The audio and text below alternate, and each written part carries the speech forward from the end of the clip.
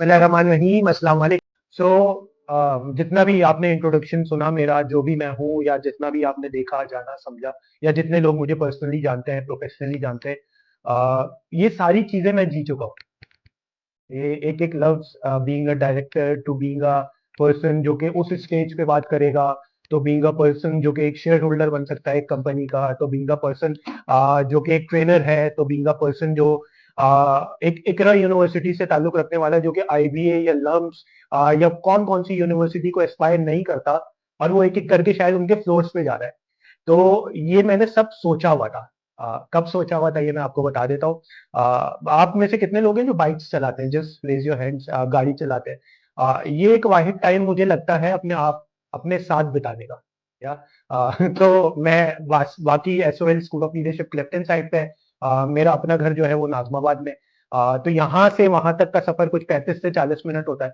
और वापस अगेन अगर आप यहाँ आए हो तो वापस जाओगे यही 35 40 मिनट, जो मैं अपने आप के साथ गुजारता हूँ इस पूरे एक दिन में, 24 घंटे में। तो जब मैं बाइक पे आता जाता रहता था कुछ 3 4 साल पहले, 5 साल पहले, तो जब आप एक नए इदारे में आते हो ना, तो आपको बहुत एस्पिरेशंस होती हैं कि यार ये देखो, ये शिरीन आपा है, ये कामरान रिजवी है, ये उमैर जालियावाला है, इनकी जिंदगी ये है, ये ऐसे गुजर रहे हैं। तो जब मैं उनको देखता था या ऑब्जर्व करता था ना, तो मेरी भी ख्वाहिश होती थी कि यार मैं उन जैसा बनूं। तो उस बाइक के सफर में जब मैं किक स्टार्ट करता था, हैंड्स फ्री मेरे कानों में लगी होती थी, मैं बस एक खामी है जिसको दूर करना चाहता हूँ, वो ये कि sometimes I miss on helmet, please do wear it. तो जब मैं अपने साथ वो सफर शुरू करता था ना, तो उस सफर में मैं वो पल जी रहा होता था जो मैं आज हूँ। मैं ये देखता था कि अगर मैं शेयर होल्डर बन गया हूँ, अब मेरी जिंदगी क्या चल रही है, मैं एक डायरेक्टर बन गया हूँ। उस वक्त I am a volunteer eight public events department. उस डिपार्टमेंट जिस डिपार्टमेंट ने मेरी जिंदगी शुरू की, उस डिपार्टमेंट का मैं हेड बना।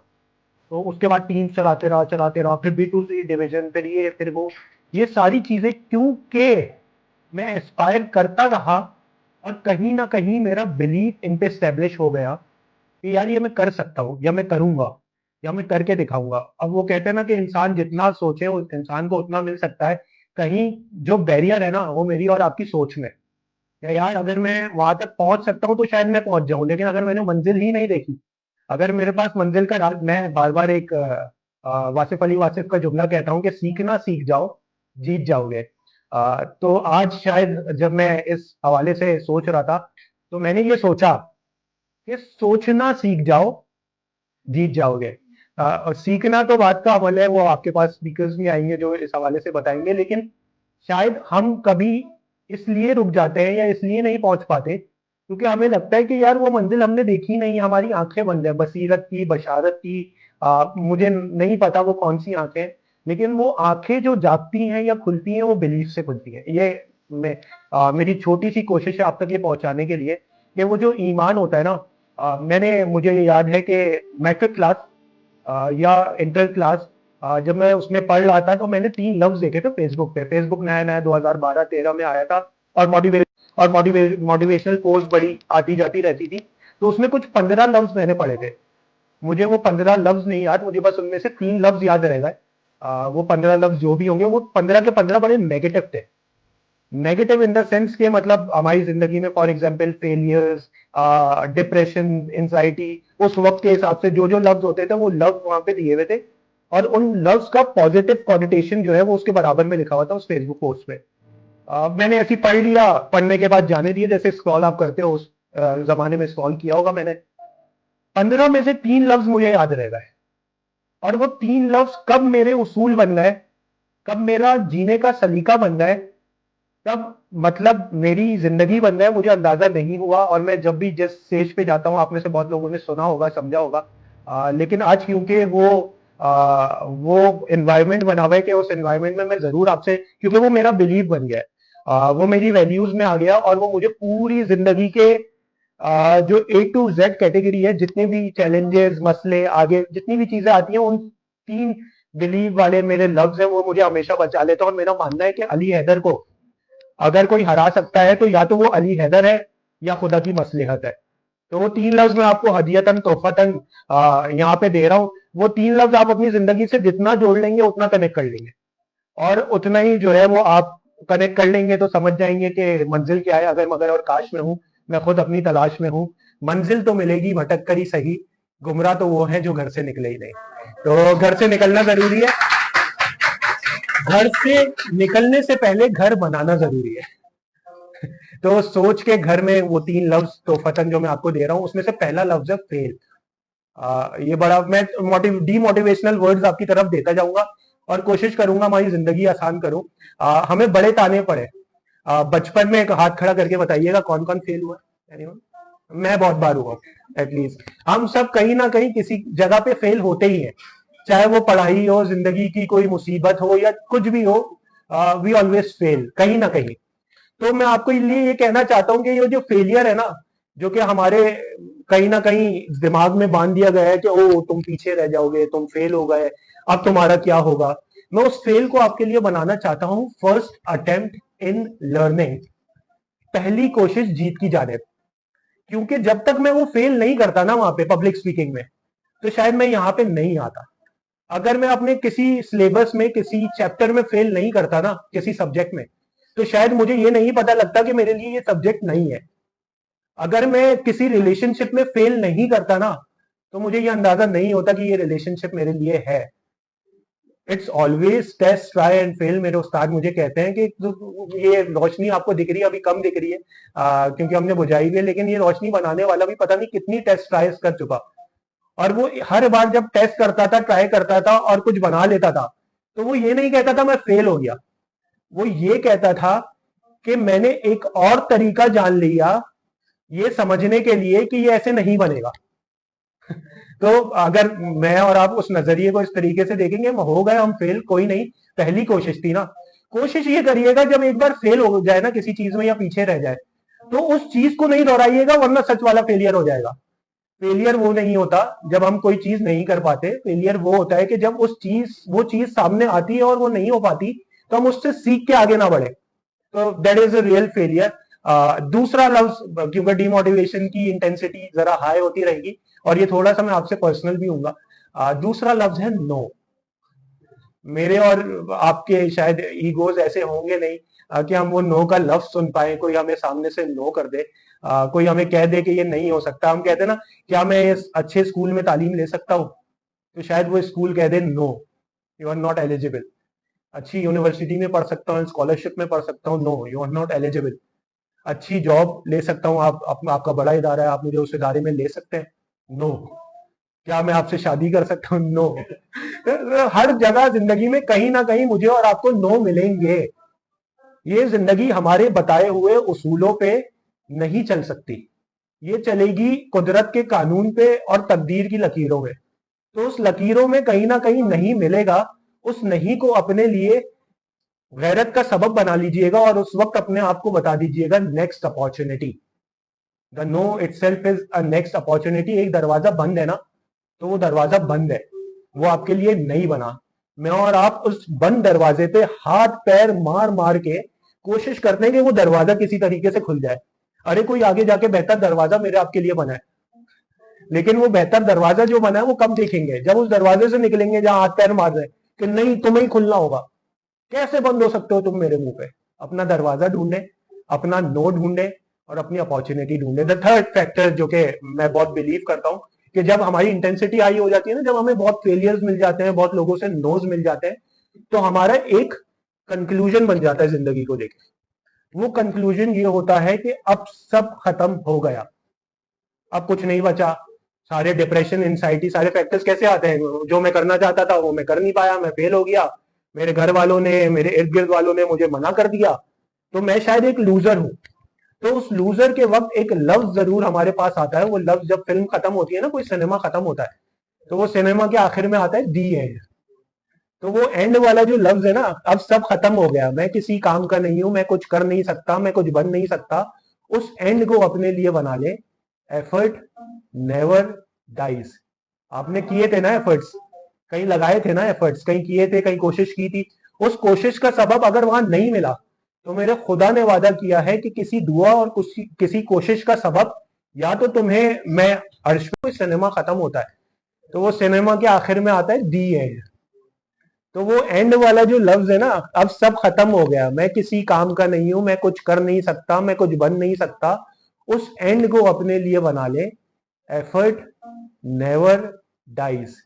आपने किए थे ना एफर्ट्स, कहीं लगाए थे ना एफर्ट्स, कहीं किए थे, कहीं कोशिश की थी, उस कोशिश का सबब अगर वहां नहीं मिला तो मेरे खुदा ने वादा किया है कि किसी दुआ और किसी कोशिश का सबब या तो तुम्हें मैं अर्श पे दे दूंगा, या नहीं मिला तो फर्श पे दे दूंगा। ये ईमान, ये यकीन, ये अकीदा, ये बड़ा मुश्किल है लाना। और मैंने जब ये 3 लफ्ज पढ़े तो वो इस इंटेंसिटी से नहीं पढ़े जिस तरीके से मैं आपको बता रहा हूं। ये मैंने जिए, और जीने के बाद ये मुझे ऐसे लगे कि यार ये लफ्ज तो मुझे हर जगह बचा रहे हैं। मुझे कोई फेलियर नहीं लग रहा, मुझे कोई नो अपनी बेइज्जती नहीं लग रही। मेरे लिए ये जिंदगी और ये अपॉर्चुनिटीज कभी खत्म नहीं हो रही, ये एंड मेरे लिए कभी होता ही नहीं है, क्योंकि ये रिकनेक्ट हो जाता है किसी और पाथवे से। कभी एक रास्ता खत्म होता है तो वहां से किस तरह से वो ईमान की बुनियादें कोई सड़क निकाल देती हैं, इसका मुझे आइडिया नहीं है। और ये बिलीव कहीं ना कहीं ऐसा है कि आप लोग जिस अंदाज में बैठे हुए हैं अभी, इस अंदाज में 7 साल की उम्र में, 7 साल, यस, आई वॉज एट 7, जब मैं ऐसे ही किसी कुर्सी पे बैठता था और इस तरीके से जैसे आप लोग बैठे हुए, कुछ 500 से 1000 लोग होते थे, और मैं उस वक्त मेरे वालिद की ख्वाहिश पे मीर अनीस की रुबाइयां पढ़ता था। मीर अनीस एक बहुत ही कदीम और बहुत ही बड़े शायर हैं उर्दू के, और 7 साल के बच्चे को उस शायरी का मतलब नहीं पता होता था कि तेरी तरह से अनीस रू से सफन को सवारा नहीं। I don't know the meaning of the words, लेकिन मेरे वालिद को ये अच्छा लगता था कि जिस तरीके से मैं कॉन्फिडेंस से, 7 साल का बच्चा उस लफ्ज की अदायगी कर रहा है और लोगों के वाह वाह वाह वाह क्या बात कर दी, वो उस चीज से मेरे वालिद खुश होते थे, और मैं भी किए जा रहा था। मेरे सब पास तमीज नहीं थी, मैं मीर अनीस की रुबाइयां पढ़ रहा हूँ बड़ी बड़ी मजालिसों में, तो मुझे उसका आइडिया नहीं था। लेकिन जब I lost my father at early age, लेकिन जब मैं इस पब्लिक स्पीकिंग के फील्ड से मुतारिफ हो रहा था ना, या इसको एक्सप्लोर कर रहा था, तो मुझे ये पता लगा कि मेरी जिंदगी में एक मिसिंग डॉट मेरे वालिद का बिलीफ था। वो बिलीफ ये था कि मेरा बच्चा जो है वो एक लार्ज ऑडियंस के सामने बात कर सकता है, और मुझे नहीं पता उनका बिलीव ने मुझे किधर कैसे कहां से इधर पहुंचा दिया। मैं यहां बैठ गया, आपसे बात कर रहा हूं। तो प्लेटफॉर्म प्लेटफॉर्म शायद चेंज है मेरा। पहले मैं शायद एक फिरके के लिए, एक रिलीजियस गैदरिंग के लिए वो रुबाइयां पढ़ता। आज मैं शायद, मुझे नहीं पता कितने मजहब के लोग बैठे हुए हैं, कितनी तरजीहात के लोग बैठे हुए हैं, और मैं किस किस तरीके से, तो आई नो कि वो जो मेरे फादर का बिलीव होगा, somewhere is very proud of me कि I am delivering this talk, और मैं आपसे बात कर रहा हूँ और मैं स्टेज पे बैठा हुआ हूँ। तो ये शायद उनका बिलीव था, जो बिलीव मेरे अंदर आया। और ये बात मुझे समझ में आई 2019 में, जब मैं इस इदारे में आया, कि मैं तो एक आम बंदा हूं ही नहीं। हम सब अपने अंदर एक कॉमन पर्सन वाला एलिमेंट रखते हैं ना। तो फिर मुझे पता लगा कि यार इस्लाम में तो मुझे अशरफुल मखलूकात के दायरे में रखा हुआ है या डाल दिया गया है, और वो अशरफ जितनी मखलूक, आई डोंट नो, साइंस की रिसर्च के हिसाब से 2012 की, 2014 की 2000 स्पीशीज पाई जाती हैं। मुझे नहीं पता कौन कौन सी है, इंसान जिन्नात कौन है, लेकिन मैं उसमें से टॉप मोस्ट प्रायोरिटी रखता हूं।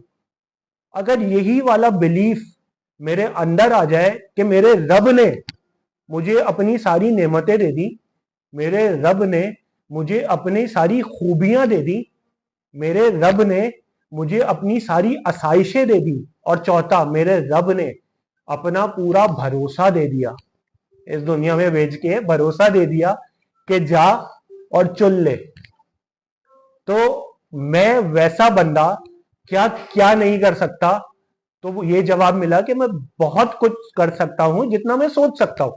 अभी भी मैं बहुत कुछ सोचता हूं, अभी भी मैं बाइक पे जाता हूं, लेकिन मुझे वो ईमान है, वो मेरा डॉट कनेक्ट करता है कि कहीं ना कहीं जो मैं आज सोच रहा हूं, वो 2-3 साल 4 साल बाद सांसों ने अगर वफा दी, खुदा ने अगर इजाजत दी, तो मैं वहां तक भी पहुंच जाऊंगा, क्योंकि ये मेरा बिलीफ है। उस बिलीफ का सरमाएकारी जो है, उस बिलीफ की सरमाएकारी वो मेरे अपने सेल्फ रेजिस्टेंस होने के लिए नहीं है, वो इसलिए है कि जिसने यहां तक पहुंचाया है, जिसने ये दुनिया जहान बनाई है, जिसने ये पूरी कायनात बनाई है, जिसने सुबह रात का मंजर बनाया है, वो मेरी छोटी सी अदना सी जात को कहीं ना कहीं तो पहुंचा सकता है कि उसका छोटा सा बंदा बोले खुदा मुझे ये चाहिए, ये करना है, ऐसे करना है, तुझ पे पूरा ईमान है, मुझे यहां तक पहुंचा दे। और इसी इसी खातिर में हर किसी का बिलीफ सिस्टम अलग होता है। कोई कोई कुछ ना करके भी खुश होता है और कोई कुछ बहुत कुछ करके भी खुश होता है, जिसमें एक शायरी यह है कि Sikandar, Alexander the great, Sikandar खुश नहीं दुनिया की दौलत समेट कर, सिकंदर खुश नहीं दुनिया की दौलत समेट कर, कलंदर हाथों से लुटा के रक्स किया करते हैं। तो I want to be that रक्स वाला बंदा जो खुद हर जगह जो बिलीव भी रखता है, लेकिन अगर मगर काश में भी फंसा हुआ है, अपनी तलाश में भी फंसा हुआ है। और मैं हर दिन अपने आप को ढूंढता हूं, सोचता हूं, पहचानने की कोशिश करता हूं, क्योंकि मुझे पता है कि मैं वहां तक हर बार पहुंच जाऊंगा, क्योंकि मेरा रब जो है उस पर मेरा ईमान है। तो let it be to the new exposure, new belief system. मेरे और आपके इख्तियार में ये दुनिया होगी, लेकिन उस दुनिया से बड़ा यूनिवर्स जो है वो हमारे अंदर समाया हुआ है, और उस यूनिवर्स की ताकत सिर्फ एक अकीदा और एक ईमान है। Final words from my side. जब तक वो कहते हैं ना कि सफर शुरू हो ही नहीं सकता जब तक जंग मैदान में लड़ने से पहले दिमाग में ना जीती जाए, और दिमाग में जंग जीतने से पहले जंग को समझा ना जाए समाया हुआ है, और उस यूनिवर्स की ताकत सिर्फ एक अकीदा और एक ईमान है। Final words from my side. जब तक वो कहते हैं ना कि सफर शुरू हो ही नहीं सकता जब तक जंग मैदान में लड़ने से पहले दिमाग में ना जीती जाए, और दिमाग में जंग जीतने से पहले जंग को समझा ना जाए, और जंग को समझने से पहले उस वॉरियर को अपने आप को पहचाना ना जाए, और वो वॉरियर अपने आप को जब पहचान ले तो वो ये बता दे कि मैं तो बहुत कुछ कर सकता हूं, अगर पहले वार में कट भी गया तो ये ईमान है कि मैंने अपनी शहादत ले ली। वो शहादत वाला ईमान जो है वो मेरे आप में बहुत मुश्किल से आएगा। Back to the real world, ये शहादतों वाला ईमान ऐसे नहीं आता, लेकिन जब ये आता है तो ये दुनिया बड़ी खूबसूरत और बड़ी आसान लगती है, क्योंकि आप शायद अंदर के कंपटीशन और अंदर की वैलिडेशन इससे नहीं लड़ते, बल्कि अंदर के नेचर और बाहर के नेचर से खुशनूद होते हो। तो जो आपकी अंदर की खूबसूरती और बाहर की खूबसूरती है, ये आपका ईमान है, और इस खूबसूरती को पहचान जब लोगे तो ऊपर वाले पे ईमान आ जाएगा। तो विद दैट जरा अपने लिए शानदार तालियां बजा दे। आई डोंट नो आपका बिलीफ का सिस्टम कितना उजागर हुआ होगा, लेकिन मैं आखिरी बात अपनी जहां से खत्म करूंगा वो ये कि करबला का मैदान, मुहर्रम का महीना अभी खत्म हुआ है, तो हम करबला की याद में जो है वो बात करते हैं, सोचते हैं, उस मंजर को अपने अंदर समाने की कोशिश करते हैं, आज की ह्यूमैनिटी की तरह जोड़ने की कोशिश करते हैं।